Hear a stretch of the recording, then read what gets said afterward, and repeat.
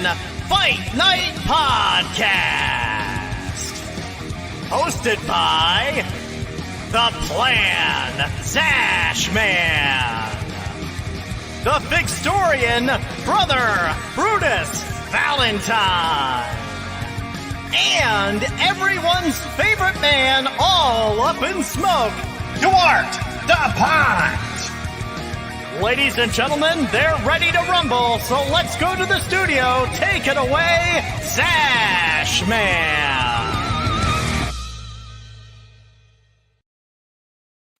Hello. Welcome back to LJN Fight Night Podcast. Over here, Brutus Valentine. How are you, buddy?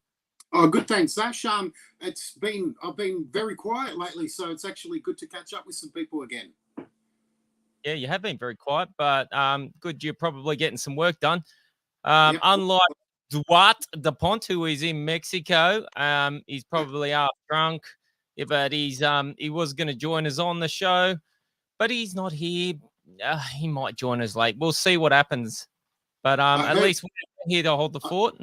I heard he's filling the packs on a donkey with lots and lots of stuff, and is having trouble getting over the border. Yes, I hear the same. But it's okay, because we've got two amazing guests to join us today. You heard who they are, Brutus? No, you should tell me and tell everyone. Right. Okay, let's bring the first guy on. When will I be famous? Just an asset.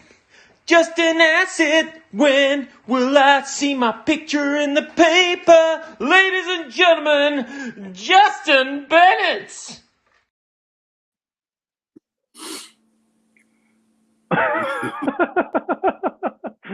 Hey guys, what's going on? Thanks for having me on. Well. I don't know who. I don't know. So That Zaash, was a hell of a song. was that you singing there, Zaash? No, not me. I didn't even make that intro. Who did that? Was that you, Brutus? Yeah, I can't sing like that. But anyway, it was a good photo of Justin. It's actually good. Justin's a name I've seen around a long time, and with his work evolving, so it's actually good to catch up with him. It's the first time that my photo has been seen by anybody. So, congratulations. And if you look at Justin's Facebook page, all it is customs. There's no pictures of him. So I had to actually ask for that photo. So now, guys, here it is. The secret's out. He's no longer undercover. That's what Justin looks like. I tell you what, he should have had a photo up earlier. I mean, he's better than us, that's for sure. He looks young, doesn't he? Yeah. I'm not that young. Not that young? No, Well, I'm 40. Oh, 40. Well, that's Yeah. pretty young. That's younger than me. How old are you? 44? 44. We'll say Okay. 40. Fair Round it enough. up or down. I don't know. We won't ask Brutus. I'm 54. You're great. There you go. He looks good, doesn't he, for Yeah, it's 54? great. Yeah, he's doing very well. Speaking of youngsters, why don't we bring on our next guest? Who's that jumping out the sky? Warrior Warsman Man. Welcome to the stage, the champion of 3D printing, Warren Warsman Man. How's it going? Yo, what's going on, buddy? Osman, yeah. Oh, that was. I that do think. Hey, Was that Oh, Brutus? oh, Brutus is speechless. Talk, Brutus. Talk to us. Oh no, I was waiting. Zaash, you have a lot of fun doing those things, don't you? So Yeah, well, that was a last minute thing this morning, and I didn't have much material, so just winged it. okay. Well, it's good to get one of the champions back on again. Well, thanks for having me. Warsman, I'm going to tell the whole world right now. I've noticed you're having 25% off your website heads this week, is it? Has it started yet? Tell us a bit about it. Yes. This week, if you go to my Facebook page. You could probably pretty easily find a link to my website with the sale going on, 25% off, if you enter Warsman Rules at checkout. Enter Warsman Rules at checkout. You get 25% off.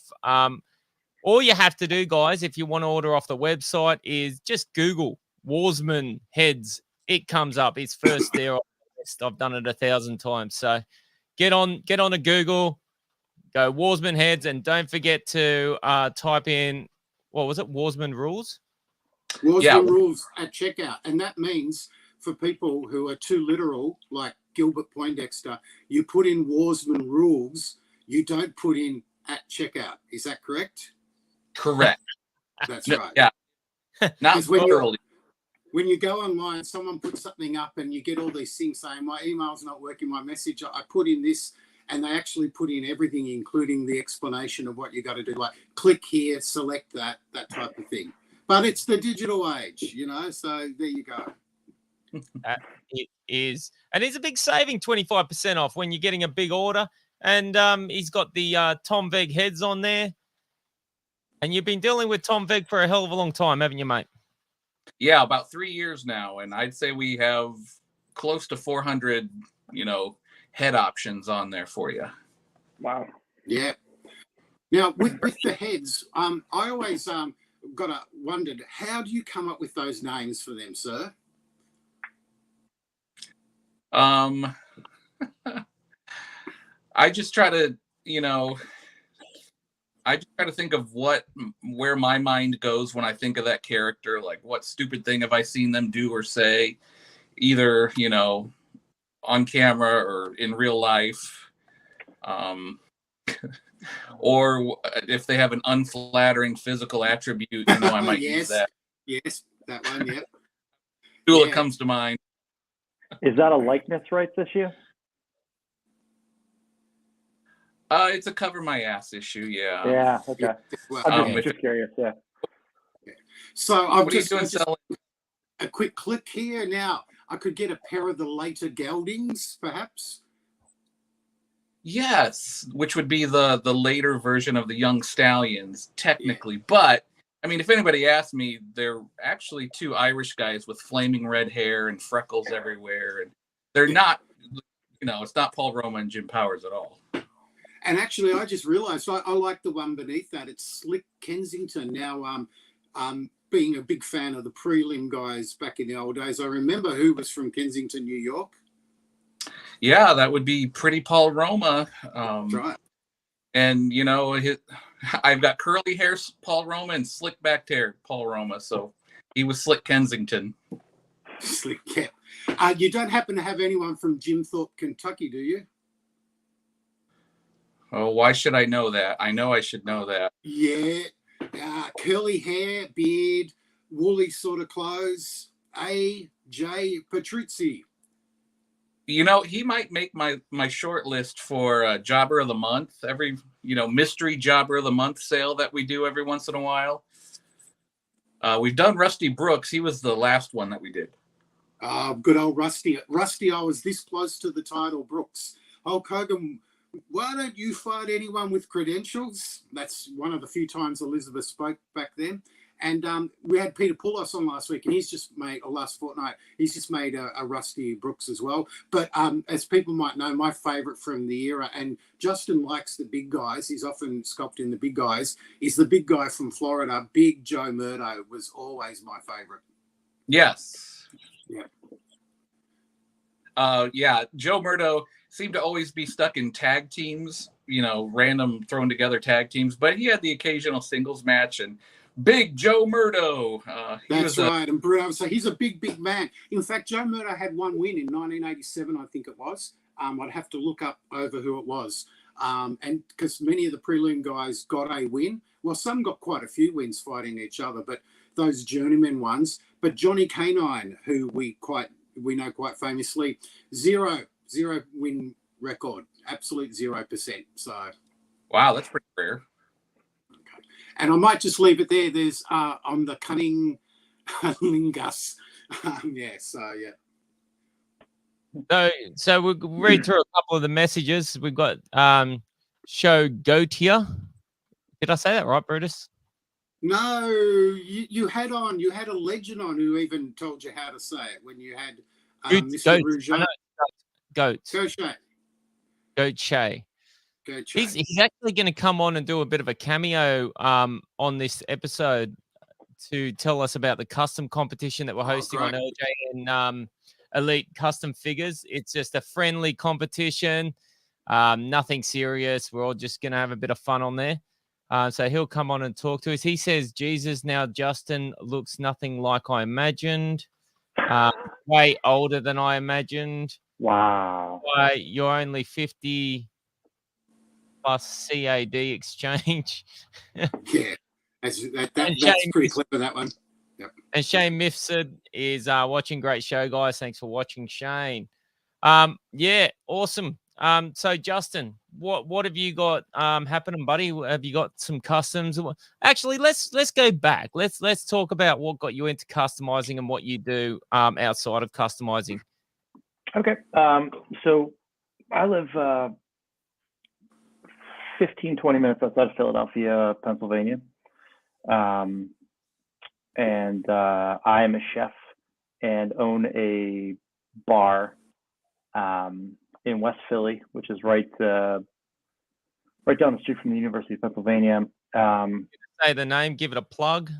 It's called Local 44. We're a craft beer and natural wine bar. Bar food, but nice stuff. I've been the chef there for 10 years and owner for 2. And I partnered in right before COVID hit us pretty hard. And we had to shut down pretty much immediately afterwards. So it was pretty rough. And I had come across a couple of LJNs going into some antique stores around town and picked them up, and they're beat up. I mean, real bad. And I started thinking, well, it'd be kind of a fun thing to paint. And I had some acrylic paint laying around, and I started to kind of dabble in it. And then, 5 months later, I had 75 figures, and I still didn't really know what to do with them. I was cleaning them up, and I would kind of touch up what I didn't like, and then I wanted to kind of see what was out there as far as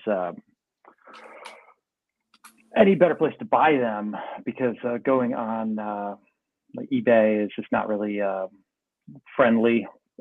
So I created a Facebook account, which I hadn't had in years, and looked around and found a lot of groups that were completely devoted to LJNs, and one of them was the LJN Custom Elite. And I started watching everybody do this, incredible stuff with these toys from 40 years ago that I had as a kid. And I wanted to, do something I could be proud of and kill time, because I was bored. We didn't have much to do. The restaurant was dead, or we weren't open. And I bought myself some nice paints, bought myself some decent brushes, and a year and a half later, here I am. So that's really interesting that you started customizing before you went on any of these groups, and before you even knew it was a bit of a thing. Is that right? You just sort of... I had no idea. Obviously looking back on it now, of course this is something, but I certainly didn't know to this extent. I didn't really know anything about people doing any kind of custom figures for anything. I didn't know much about 3D printing at the time. Mm-hmm. Wow, it's wild. It's certainly just how intricate and beautiful these things are when they're done well. When they're not done well, they're still really fun and they're really cool. And I'm a huge proponent for anybody who wants to paint one of these. I know a lot of people aren't and I respect that as well. And I have some figures I would never touch, but you know, for the most part, you know, there's a price point involved, and if it's under that, I'll cut its head off in a heartbeat. Well, it's interesting what you say. You know, 3D printing has definitely come out in leaps and bounds recently. It's not just heads now; it's bodies, it's full figures, it's everything. Yeah. LJN world, and a lot of people, sort of the old school guys, some of them are having trouble adapting to that, which is fine because you know they like to see the skill of you know, hand sculpting and stuff. I can remember when the heads really started taking off, even casting Mattel heads and upsizing them and stuff like that. People didn't really like it in the LJN world. They liked to hand sculpt heads to change them. That's where the skill was. But look, there's something for everyone with customizing, and I always say, look, if you like 3D printing, do 3D printing. If you like hand sculpting, do it that way. People can tell if you've hand sculpted something, and they recognize that as a great talent that you've got. You know, in the end, there's something to make everyone happy with customizing. But a guy that has been customizing longer than most people I know is the guy below me, Warsman. I think you started around 92, right? Yeah, probably 93, late 93, early 94. Yeah. And how have you seen, like, I mean, I'm just talking from my lack of knowledge compared to you. How have you seen it evolving over the years? Before I get into that, I want to piggyback on what Justin said. He mentioned it's even cool looking at bad custom. I've gotten more ideas from bad customs than I have from, masterpiece customs.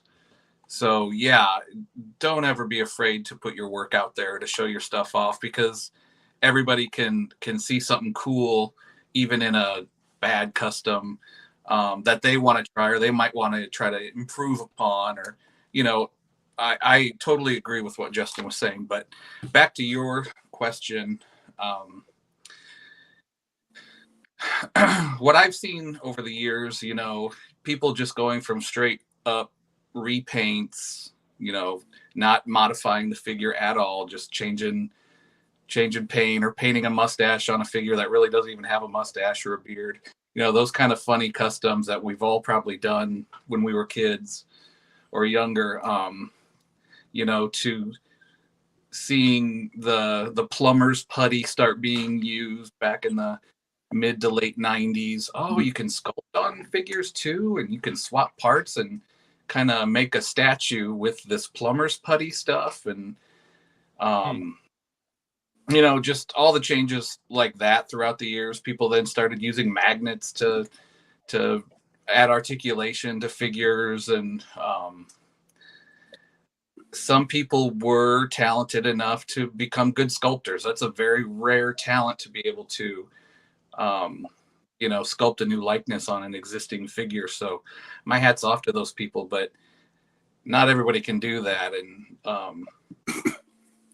3D printing just opened it up to the masses, I think, with what's available, what we could do, what anybody who wants to, get a 3D printer and either learn it or find a partner who can sculpt, the sky's.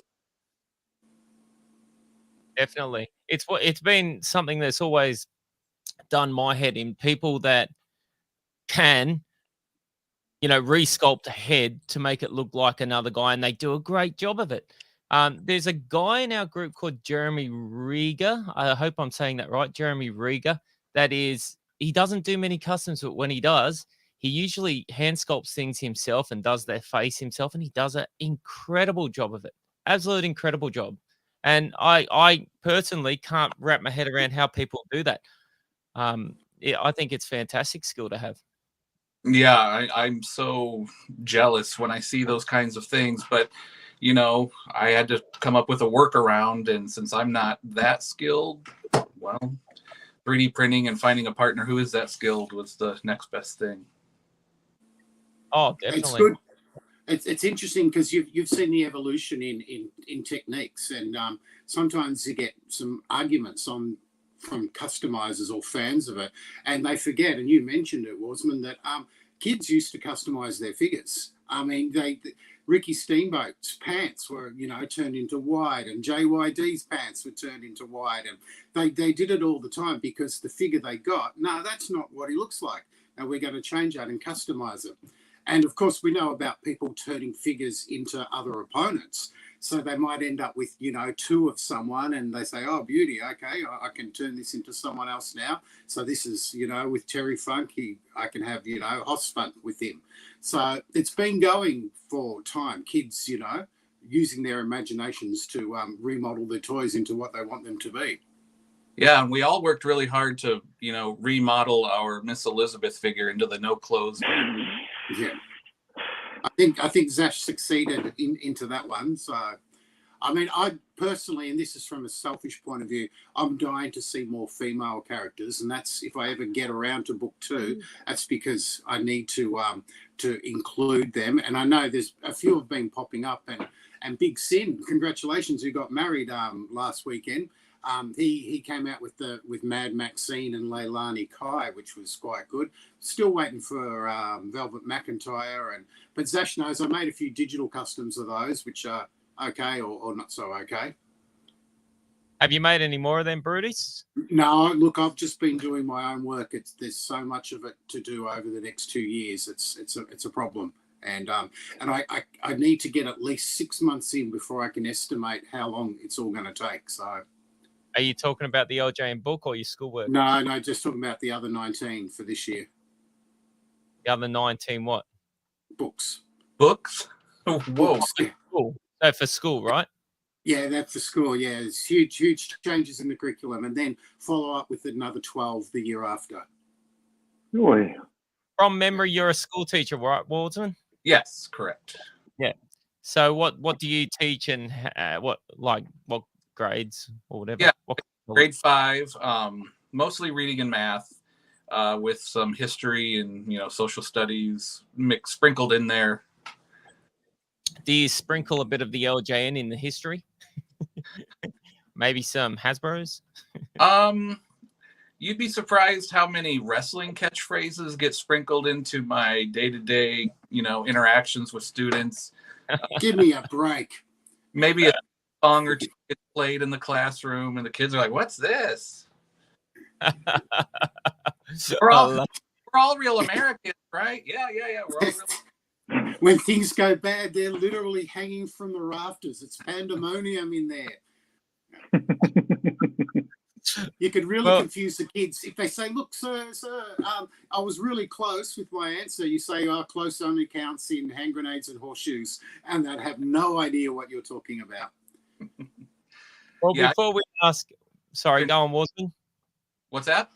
Sorry, mate, go on. I cut you off then. Didn't mean to. I try to get as much Roddy Piper and Mean Gene sprinkled in as I possibly can. Roddy Piper. Yes, there's a lot of potential. Well, there's activities you can do in the LJN book because there's the height-weight ratios. And so I'm not sure at grade 5 if that might be a little bit advanced, but there's the metric conversions that are there. So that's something, some practical applied sorts of stuff. That's true. We can compare custom measuring units with the metric system.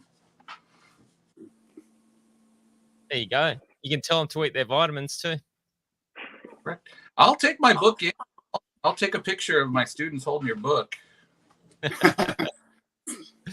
Well, we're gonna go on to a Brutus segment now. It's a new segment we're gonna have with an old segment intro. It's about carded mock figures. So we're gonna show a new carded mock figure each week and talk about it. I'll just show you the intro. And now, it's your chance to challenge the big historian himself. Ask a question or try to stump the LJN mastermind. Ladies and gentlemen, how's that? With the Fixtorian, Brother Brutus Valentine.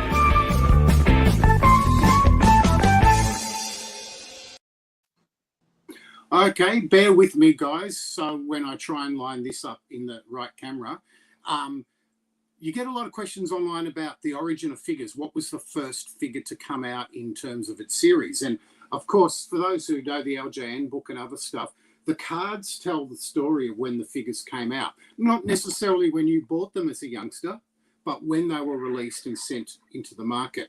So as we know, this is a 5-back, much in demand, and it's a Hulk Hogan, you know, the big daddy of it. But what's particularly special about this one is that if you have a look up here next to the S in the Superstars, there's no trademark symbol there. This is before LJN had actually registered individual trademarks for each of their wrestlers. And of course, the Incredible Hulk Hogan was a trademark of Marvel Comics Group, licensed to LJN. If you turn to the back, well, now we've got Zaash sharing his one. Yep. Trademark. I'm just showing the trademark on mine. Yeah, that'll be under the price sticker there. And on the back, with the 5-back of the 5 wrestlers, and it's not 6, there's no Sergeant Slaughter. I mean, there's no trademarks next to their names either, because their individual likenesses for toys hadn't yet been registered as a trademark. So we know this is an early card. Now, if we go down, we can see, you can see the trademarks there on Zaash's one, just next to the figure names.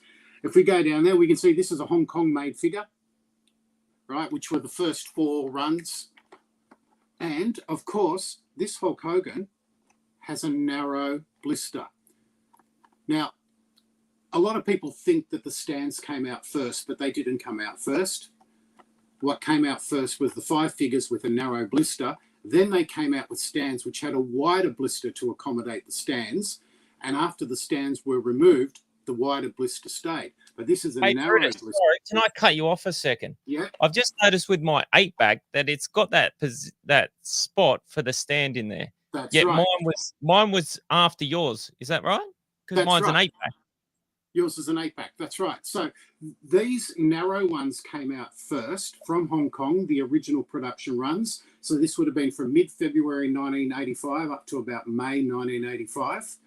And then the stands came out.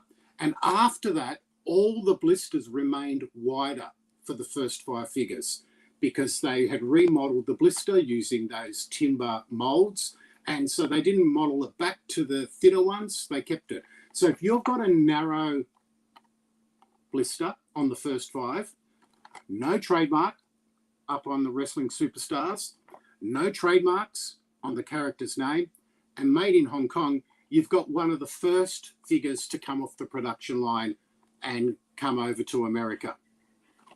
Now, that's how you try and ID cards, and we'll look into it a little bit more. The LJN guide goes into this in full, but the things you're looking for on the early ones, is there a trademark next to Wrestling Superstars? Yes or no? Is the blister narrow or wide to accommodate a stand, even if there's no stand? Are there trademarks next to the characters' names? And most importantly, is it made in Hong Kong? Because that's where the early runs were made first off. And of course, they went crazy, and then they had to make in China and Hong Kong, and then sold millions of them in that first year. And of course, this is an unpunched one too, which some people think pretty good. And this is quite a nice figure, this one. $20. What do you reckon? I'll take it. I'll take it. Okay. 21. So I hope that made sense to guys. You know, look for the trademarks on the early figures, look for the size of the blister. And the final check is that it was made in Hong Kong, not made in China. And they're going to be your first runs. So he could have no code on his butt, or he might have a 2, a 3, or 4. And of course, the first Hogan's, it was copyright Titan Sport Limited, not Titan Sports Limited. But we'd need a loose figure to show that. Brutus, I've got one of those annoying questions that you get on Facebook. Was Hogan the only figure that got a stand? No, there's 5 with the stand. So all the first 5 have a stand. I've got Hogan, I've got Andre, and I have Snooker. I don't have Iron Sheik, but I've seen a number of Iron Sheiks around, and I don't have Stud. So was the Snooker stand, was it the same size, or were the feet smaller? It was the same size. If you give me a moment, it's probably in the cabinet rather than in the vaults. Okay. So I'll see. It's been common sort of thought amongst a lot of people that I know that the stand was the first ones that came out. But obviously it came out after that one without the trademarks. Makes sense. Yeah. There's the Andre. Okay. I couldn't find the snooker, might be buried at the back. Buried. I'm short on space. And I have about 4 snookers because there's different variations and different card types of things. So look, the general knowledge was that stands came out first, but there's lots of things that are wrong on the internet. The internet only knows what it knows, and the stands didn't come out first because the Hong Kong made narrow blisters came out first. Then they go to the stand, and then they kept that. And you just trace it through the copyrights. And so that's why I traced that as an article and in pictures in the book, because it actually tells the story of when things came out. So over the next few weeks, we'll pull out some different later cards, and depending on the insignias, what the language is up here, what they use, twist them, turn them into all sorts of wrestling, all kinds, or twist them, turn them into different kinds. You can get an idea when they left the factory, but not necessarily when they got into your store. And the final thing to mention is that LJN used the model where they didn't go through wholesalers. They went straight from the ports at Hong Kong or China to Hong Kong to the stores. So they were shipped in their boxes. There was no middleman. They controlled all of that.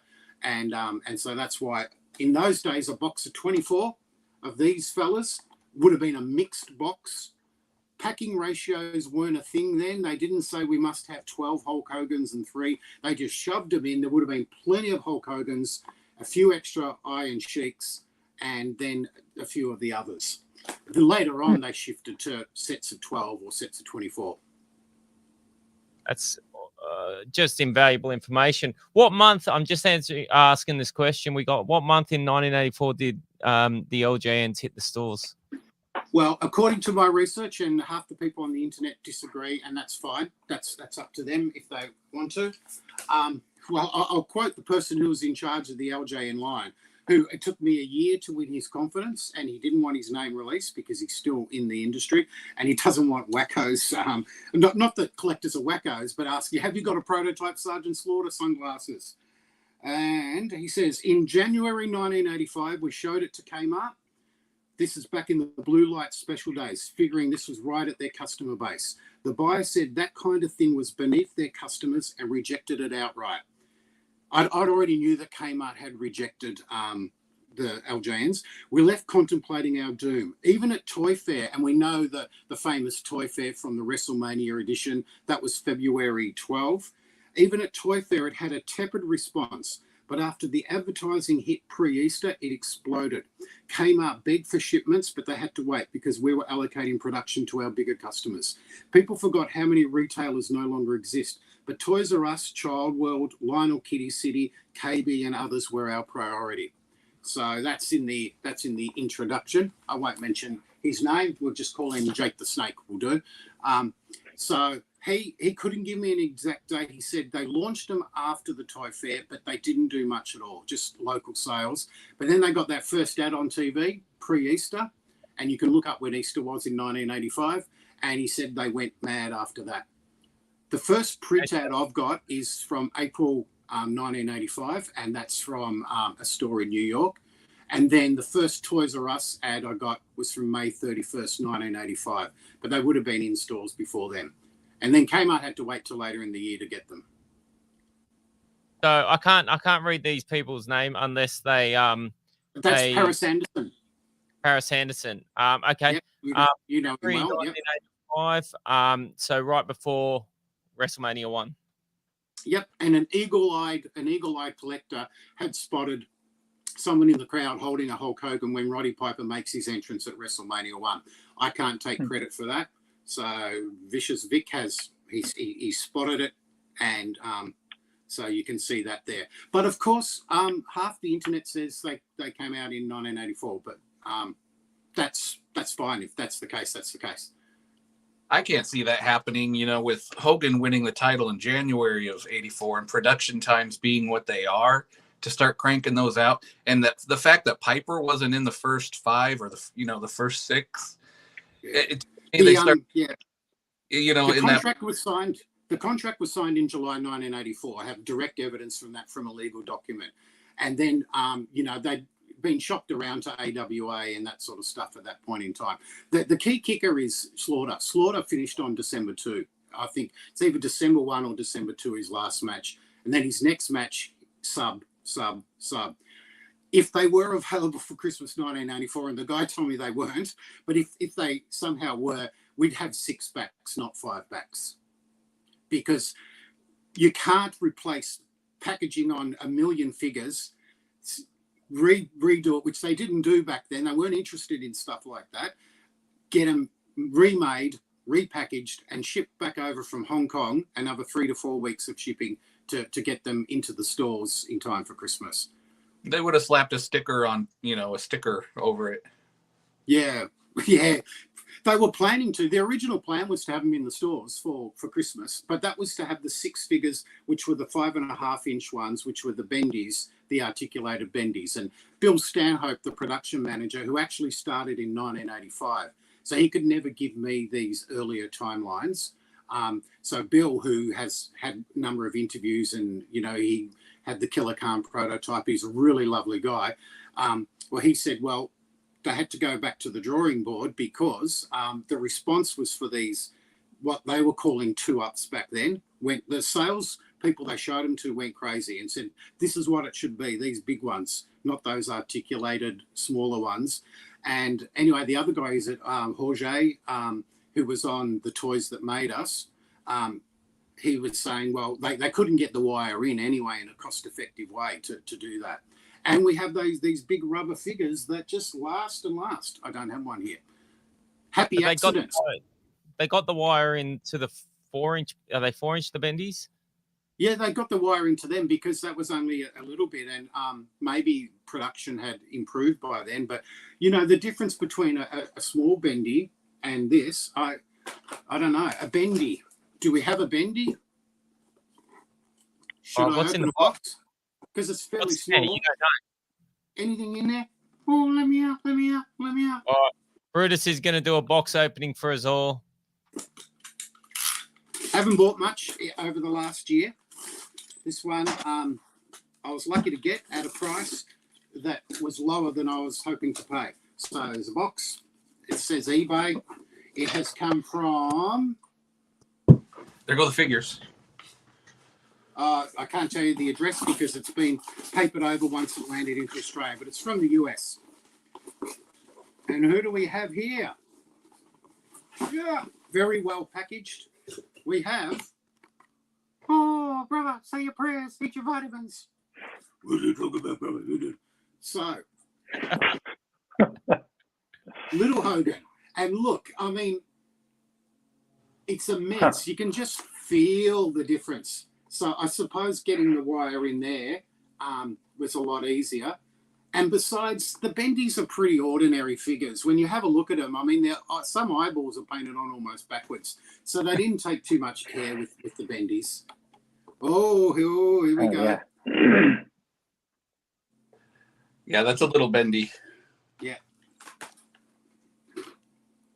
When I was young, I was more into the thumb wrestlers than the bendies. If I couldn't get my hands on, I had all the 8-inch ones that I could possibly get where I was. But I was more into the thumbs than the bendies. Well, these were offering in a lot of places. These were down to $5.99. I mean, they were $8.99 generally, and the bendies went on the market at $4.99, and in some cases was slightly more. And the thumb wrestlers, you could generally get your 2-pack for $3.99. So it was much more cost effective. And from the research, they made many, many more thumb wrestlers than they did in the bendies. And as we know, the bendies died when they were planning to do the tag teams with the British Bulldogs and Morocco, Albano, who were the other prototypes, Terry Funk and Tito Santana. And the big mystery, of course, is why didn't we have a Greg the Hammer Valentine bendy? And I suppose that's because it's balance. LJN nearly always had balance in their roster, which brings me back to one other point. I know I've spoken for a long time. The first 6 planned figures would have been 4 faces, and 2 heels, and LJN tried to have balance. You could suggest, right, and people like speculating on the internet, that one of those faces might have turned at WrestleMania had things be different. And if you think what the main event would be, Mr. T wouldn't have been in the picture because he only came on in February because they needed to create a main event. Would have been Hulk Hogan versus Roddy Piper, and possibly Piper teamed with the Iron Sheik versus Sergeant Slaughter. And in the melee, you probably had Slaughter get hit with the boot from Hogan by accident and turn. That's just a little fantasy speculation, because Slaughter was huge. He was as popular as Hogan, especially around the arenas and on the covers. So that could have been a possibility had things been different, had he not become a G.I. Joe. Piper. If that had happened, do you think he would have thrown a fireball at Hogan after the show? He knows what he could have done. I mean, I don't know. I mean, I don't do any fantasy booking or that, but I was just trying to think of, what might have been the alternative WrestleMania bout. And the other one, of course, is the alternative WrestleMania 3 main event, because the question was on whether Andre would get up for it with his back, and that's been written about a lot. And if you notice, there's one big man who had a run against Hogan leading up to that, who was not on WrestleMania 3 card, and that was Kamala. So you could speculate potentially that Kamala might have been kept in the background just in case Andre couldn't get up. Because unfortunately, Mr. Wonderful was injured, and that would have been the natural WrestleMania 3. So Joe Petka's asking why you think there was no Andre thumb. That's a great question. Oh, that's a good. I suppose because they remodeled him, and Andre was a WWF favorite for a long time, and therefore a WWF favorite. And Vince, how he showed respect to some of those old guys like Lou Albano, Classy Freddie Blassie. Apparently he'd keep them on the books. I'd pay them until they were ready to retire. And maybe it was out of respect for Andre the Giant, or I don't know. It's a bit of an oversight, really. You'd think Andre, the big selling one. I mean, the thumb wrestlers first came onto the market about late January, early February 1986. And in fact, I think, is it the Piper's Pit with Ted Arcidi, or a different one? No, that's where Piper's Pit with Morocco, and they get out a box of thumb wrestlers, and they're throwing the thumb wrestlers around. So that might have been while Andre was being remodeled. And of course, Andre's a Series 3 figure, not a Series 2 figure. He's got a 1986 on his butt, not a 1985, but that's just pedantic. And so I don't know. Again, it was about balance, but you think there would have been an Andre, but there wasn't. It would. There's that picture. He was the biggest star there behind Hulk Hogan. That's right, yeah. And he was still on the books. He was still active. And in fact, do you remember Captain Lou Albano started managing him for a short time towards the end of 1985. And he'd come out to the ring. I mean, he went off to make The Princess Bride, and then he had his back injuries. But they don't not make a thumb wrestler because someone's making a movie. I mean, that's not how it works. So I don't know. It's just one of those things they just didn't make him. Okay, and who's this person, Brutus? Okay, that's Paris again, Paris Anderson. Okay, did all of you collect LJNs from the beginning of their release or start as adults? I'm assuming Jeremy wasn't born yet until 1985. I definitely jumped on the bandwagon back when they first came out, back when I first could find them, yeah. Yeah, I think he means Justin when he says Jeremy. Yeah, I think so, yeah. But I was all over him as a kid, but I stopped watching wrestling in the 90s. Number one, I didn't have pay-per-view. My parents were tight asses. Oh, they're watching. Hey, guys. And number two, I was just sort of got into other stuff. So, yeah, that was me. But what about you guys? I was 10 when they first came out, and I don't know why, but my parents kind of acted like that was the magic age that you're supposed to grow up and stop playing with toys, having toys or figures or anything. So they really frowned upon any kind of collecting. And that crushed me. It's probably why I go overboard today. with wrestling figures because they're kind of forbidden fruit as a kid. Yeah. But I had a handful of them, and I did have a wrestling ring. So, I got to have my fun. I was 18, so you didn't buy toys. And collecting anything was frowned upon, like comics or that. And football cards you had to get rid of. But I got the Hulk Hogan, of course, in 1985, but it was $12.99 here. And I was at uni, at college. There's no way I could have afforded to get them. I got a Mean Gene for $2 in 1991. King Kong Bendy for $5 in 1988, but I'd started working there. I wrote down, I could tell you where I got all these from, but it's not so interesting. And then got a few Bendies for $2, including the Captain Lou Albano and George Animal Steel tag team, which didn't even think. And I have that tag team again now, but I tell you, it didn't cost me $2. It cost me about 250 times that amount. And then about when Warren was saying, about 94, I started to go around the flea markets and things like that, and started to, because Hasbro's were in the store, and I bought a couple of Hasbro's of the characters I like, Honky Tonk Man, Hacksaw Jim Duggan, that sort of stuff, Boss Man, the ones with an accessory. And then I was seeing all these LJNs, so I started to pick them up, and AWAs as well, because they were over here. And But Justin, it took me. Oh, sorry, yeah. That's okay.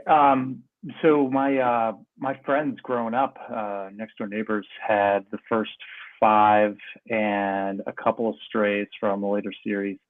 I remember specifically Cheek, Snuka, Andre, Stud, and Jesse.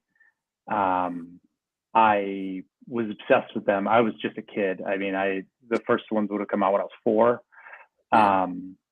So, I got them as hand-me-downs from my friends. And I had the Stud up until I moved to Boston in 2003. It was in my closet at my dad's house. And I think my grandmother threw it out after I moved. But they were something that I desperately wanted to have more of. But by the time I was kind of old enough and would have been into them, they didn't really exist anymore. And I never got into Hasbro's. They just weren't really my thing. Yeah, fair enough. Were you going to say something, Brutus, before I cut you off? Sorry, mate.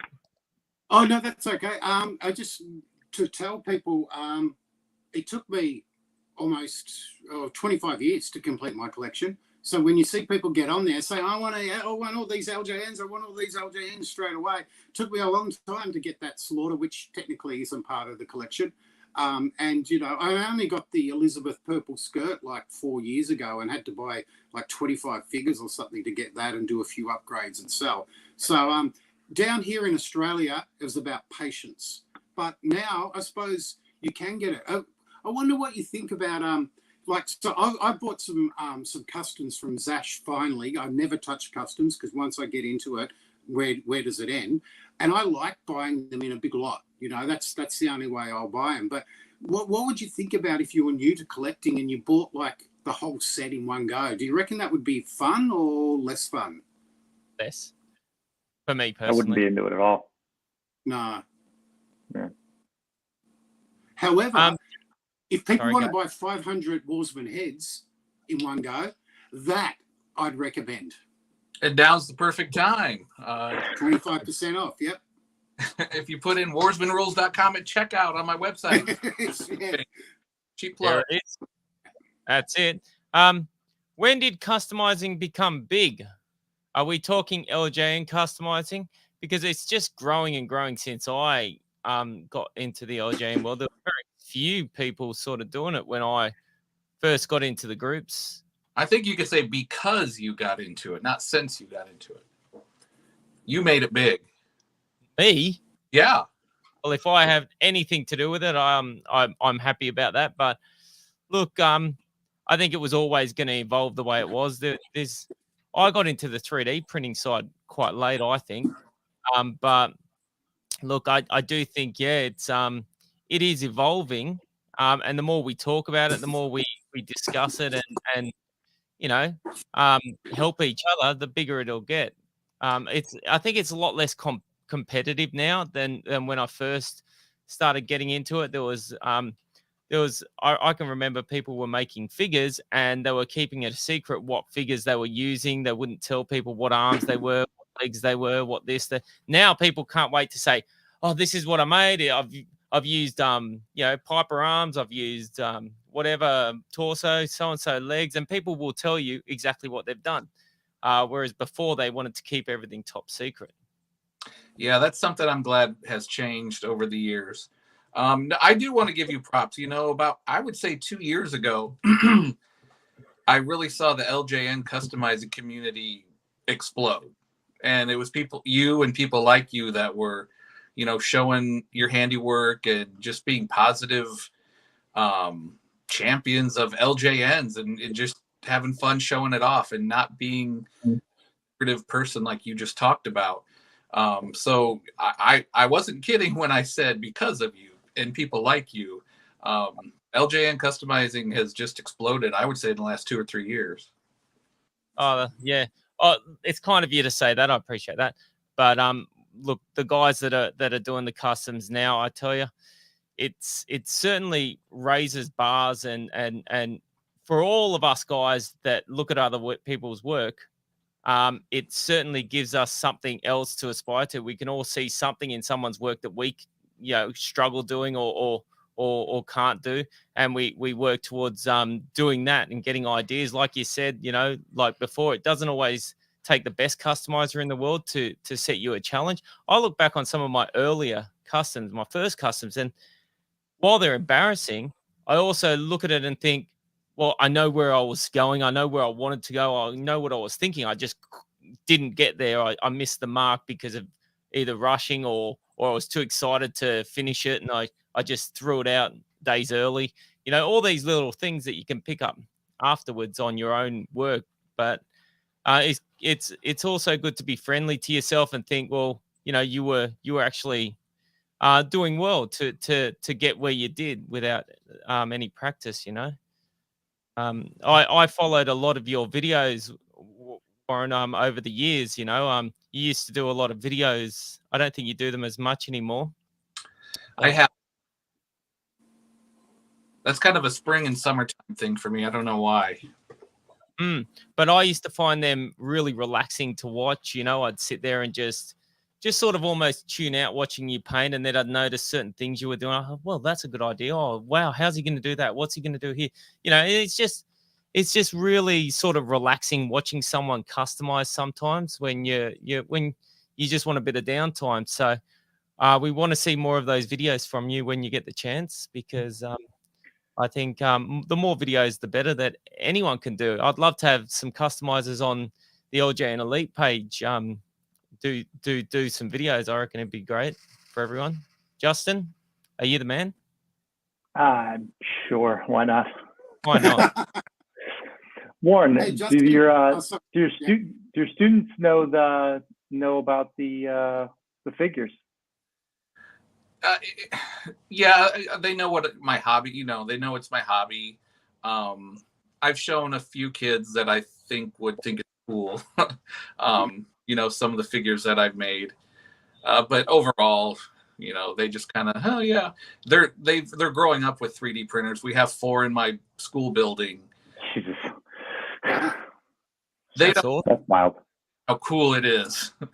Yeah, You've just given me an idea for the next evolution, because I'm more of a conceptual person rather than with the ability to make it. But having 4 3D printers going at the same time, printing the 4 horsemen coming down and having a video of that could be quite an interesting thing, which people might like to see. But anyway, that was just a silly aside.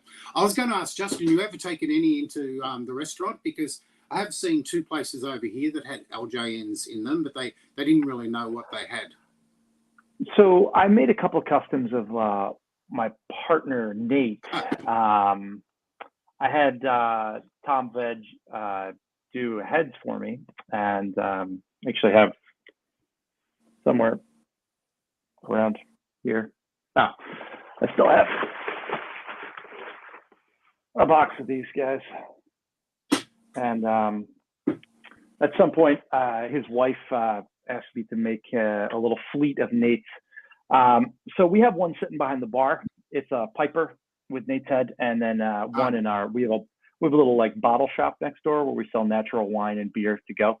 And I've got a Nate over there, shirtless with a little chest hair, little arm hair, a cape in a JYD body, holding a mug of coffee and a bar rag.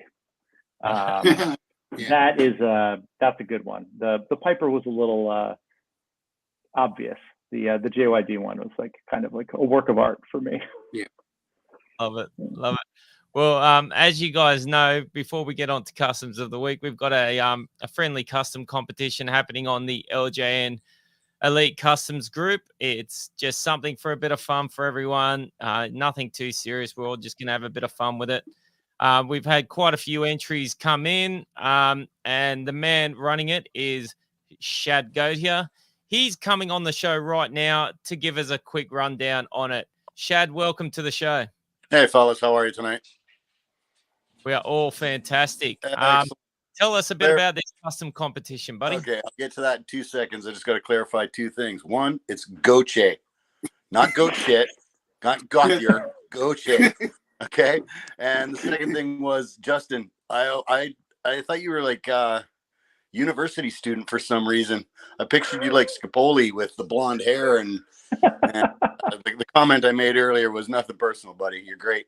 In fact, I remember first interaction with you was with the first tournament that I entered, which was on LJN for Life, and you had put in your Patera, and for some reason you were feeling it wasn't great, but we had a little interaction, and it all turned out great. So that all said, I'll just say, it's going to be a great little contest we're having here. It's the 24th today, so we have 3 days to get your entries in. Going to try to get them in by the midnight on the 27th.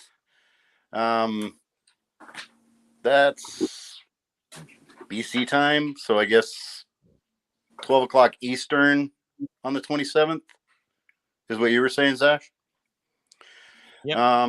It's all for fun. No pressure this time. Going to have 10 entries so far. And I think we got a couple more coming in pretty soon. And yeah, it's going to be a fun time. Brilliant. So get on in, guys. Get your customs in there if you want to enter. If you don't, I totally understand. It's up to you. This is Zaash, what's the name of the gentleman beneath you? Shad Goatia. Okay, if you're French, it's Gautier. If you're English, it's Goche. Goche. Goche. Yeah. I'm no goat shit, bud. Nah, no, like that. But it should be a fun time. They're all getting better. Some of the entries that I've seen so far are gonna make your eyes open. Absolutely. Yeah. And a lot of the guys that have entered are guys that haven't been doing customs for a long time, for a very long time. And they're just trying their hand. They've got confidence, so good on them for getting in there and having a little crack at a bit of fun. And that's all it is, mate. There's really, at the end of the day, no losers, because you're always a winner if you're entering. You got it. I'm going to lose. I'm definitely going to lose. Has anyone got any questions for Shad before we let him go? Excellent. I think he covered everything. Shad, covered it all. We appreciate it. All right, guys. Have a good night. Back to the Thanks, show. Shad. Bye, mate. Later. All right. So there it is, guys. If you want to enter it, send your 4 pictures of your custom into Shad or myself. Look, I'm entering it, but I'm also setting it up. But yeah. Chad, where could I get a 3D printed LJN size head for a custom? And then I could go to my website and enter Wars checkout, get 25% off. Well, you've only got 100 of them. You won't get it in 3 days. I can guarantee you that, though. Will you get it in 3 years? Like some of the people online say they put in an order with some blokes. I will not throw stones at those guys. I've seen those posts too lately, and that's kind of sad. My stuff takes about 6 weeks to get out. Do you run your printer like almost 24/7? Are you always printing heads when you've even got no orders? Do you try and put a bit of backstock? How do you go about? Just, with the way that you can load up a printing plate with 10, 12 heads, I wait till they build up, till I have enough orders to run, I've got 3 printers, till I can run all 3 printers kind of nonstop for a week. Yep. And then, the next week I try to ship them all out. And then I try to give myself a week or two off. People are like, well, where's my stuff? Where's my stuff? I'm giving myself some grace here because it's my hobby. It's not my job. And I'm, just trying to have fun with it and keep it fun and not let it overwhelm me. Exactly right. And look, we've all got to be patient. As customizers, we take a long time to do things. I've had orders that I haven't been able to get to for quite a long time. It's just the way it sort of is with customizing. It's not like we've got the figure waiting to go and we can just send it off. We have to actually make these things. So, yeah. And the orders, I would guess, gentlemen, they don't come in regularly, like one a week, one next week, one next week. They tend to come in waves. Is that correct? Yeah, especially if I run a sale like this, I'll do pretty well getting a lot of orders, but not when I'm not running a sale. I'll get maybe 1 or 2 a day, if that. I might have a stretch of not getting any for 3 or 4 days, but when an order comes, it's generally not for one head. People, stock up and order quite a few at once, and some people order massive amounts of them. So, you just never know what you're going to get. And I try not to burn myself out with it. Well, as you know, I'm looking forward to Justin and his business partner making edible LJNs and putting them on the menu. And I think Warren, you could actually come up with the names for these menu dishes. So I like it. Yes, I can. The cream between Elizabeth. Ooh.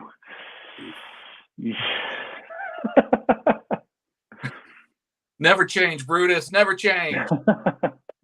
All right, guys, let's shoot on over to customs of the week, shall we? We've had a few good customs this week, and I'm surprised a few of the guys haven't saved these for the contest, but let's shoot on over and have a look at them. And now it's time for the guys to look, like, and discuss their favorite customs of the week.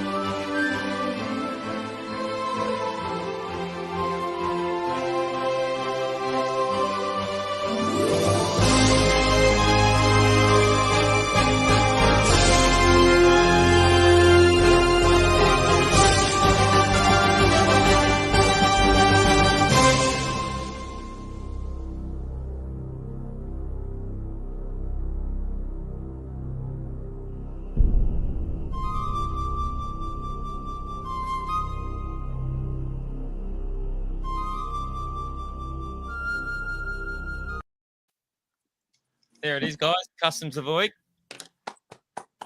Or customs of the fortnight. Yeah, you're right. I don't know why some people didn't save those for that custom contest. Makes me nervous. Yeah. Very, Not too very shabby at all. What are they hiding? Zaash, the paint job on the pants for Rude it's amazing. I mean, I can't believe you did that by hand. Thanks, man. I actually had the decals for it too. Which were fantastic looking decals, but set myself a bit more of a challenge this year to paint more and decal less. So I refused to put the decals on and sketched it out and painted it. It took me a few days to do, but it was quite enjoyable. I've got to learn that these challenging things can be enjoyable. No one wants to just paint skin and trunks all the time, right? You know, you set yourself these challenges. Did you do the tattoo as well, or is that a decal? Decal. Never mind. I take it all back. I was going to do it, but I thought it's a little tattoo. Just stick that bugger on, you know. I kind of kicked myself afterwards and thought, why didn't you just paint that? But it is what it is. You're rude. It was great. Oh, thanks. It's really stellar figure. It's awesome. Who made Super Mario Albano? I didn't catch the name. Who did the Albano? Geez, I can't remember. If you guys saw it and you know, comment, please. Loved it. That remember off the top of my head. Justin has a stud in his closet. Is this true, Justin? Well, yeah, they're talking about my Big John stud that my grandmother famously threw out when I moved. Obviously. There you go. Enjoying watching your show, guys. Wars is the Willy Wonka of heads.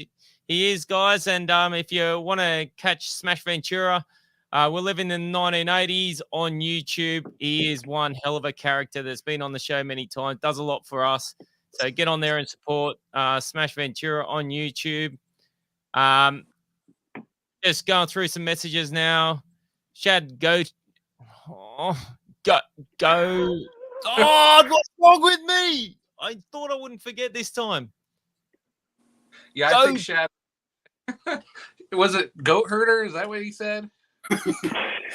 Bushwhacker. Goat shit? Was that it? It's a physical purchase is what he's saying. We love you, Shad. You're a classic. Eric Boyers tuning in tonight. Appreciate you watching, Eric. Jason, Zaash helped me big over here in Australia, that's for sure. Appreciate that, Jason. Thank you. Before Wars and Tom, I had a roster of mostly people I tried to make look like people I was missing, but I feel good about having legit collection of who I was missing. Who's this? That's Smash. Smash. How come his name popped up? Yeah, his name came up before, but yeah, it might be doing different. It might be on different devices. Yeah, maybe. He's a man. Yeah, he's very, very active man there. There was one comment. It said Walter White cooks crack at school, whereas Warsman makes 3D heads. Try not to do that at school, but yeah. You had a good reputation before you came on this show, didn't you?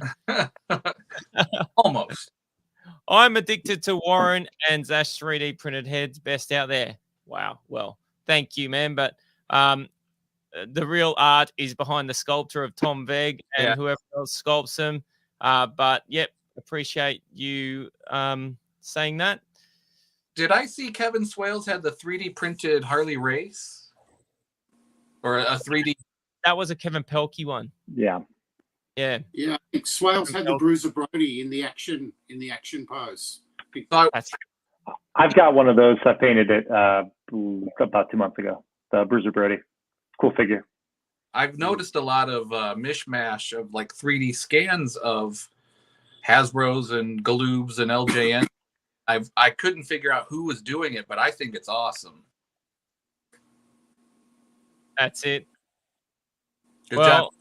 Good job, Kevin. We are getting a lot of messages today, and Eric Boy is certainly tuned into a lot of these messages. I like the way you guys are bantering backwards and forwards, guys. These messages are fantastic. You help us make the show interesting, and it shows us that we're not wasting our time being here, because we're here to, get you guys watching and communicating with us and getting you a part of the show. So yeah, can I just take up on that for a sec, Zaash, because it comes back to what you guys are customizers, and you were talking about it, and Warren was talking about how over the last 2 years it's really exploded. I think the one positive that came out of the downtime a lot of people had during the COVID pandemic, and Justin was reporting directly on this, was the ability to link up with others through networks like this, and so the customizers have really been supportive of each other. You were talking about years ago they were hiding their methods, and now they're sharing their methods, and so that's a really good thing. And having people comment, on this, that's part of that community as well. And so we're seeing what I'd say as a very interested onlooker, we're seeing a significant advancement in not just the quality of customs, but also the imagination that's going into the designs, the stances, and the characters that are coming out. And I often said that 2021 was the year of the customs. I think now we're in the next evolution of that. And it's actually driving all these new enterprises who are making actual real figures of old school guys, including the announcement with Vern Gagne and the guy Steve Rosenthal from AWA, making about 150 figures. Yeah, let's hope that Kickstarter passes. I'm intrigued to see what they can do. Yeah, go big or go home. And also, of course, the AWA guys have their life bet on that they came out before LJN's. I'm not going to argue with them, but I haven't found any evidence that supports that yet. But that doesn't mean that didn't happen. But anyway. Well, yeah. Very well said. Very well said. So Smash is saying he felt welcome among the community, among everyone, and has had the pleasure of getting to know, made friends for life. No, what I said before does not include Smash Ventura. He can just go piss off. Well, you're one of his major friends, Brutus. So you and Smash are so close, you can give each other banter. Brutus says a friend in need is a pest. That's right. Brutus is just a bitter old man. That's all he is. I don't have the talent you guys have. So, I cry myself to sleep every night over that. Yeah. You've got talent we don't have. Writing books. Yeah. Well, let's wrap it up, guys. Appreciate everyone watching. Guys, Warren, Justin, unless anyone's got anything further to put forward. I'm just reading Paris Anderson. Sorry to interrupt. Paris Anderson put up a really good message, and this shows some of the things. And I'm not sure if he's joking or not, but he said there is multiple. Yeah, there we go. Multiple places on the internet that claims Zaash is a former LJN employee who bought the killer. That explains. Well, Nick Hales used to get it all the time because people would jokingly refer to him, and it was paying homage to his skills as a LJN employee. And then you get others really, and I suppose we owe you guys, well, we all do owe a lot to BD Haynes, who was the man well back. And if you're listening or watching BD, come out of retirement occasionally, feel free to. Yeah, we should get him back on the show sometime. Yeah. Great to talk to as well. But there's also a bunch of guys that haven't been on the show that I want to have a chat to. So listen, guys, if you do want to come on the show, send me a message and we'll organize it. The show's for everyone. You don't have to be the top dog. You don't have to be anyone that you think you're not. Just come on the show and have a chat. We want to hear from everyone. But I'd hurry up too, guys, because in 2 weeks' time we might be in the bunker. The bunker, yep. Yeah. Hope not. I think Justin.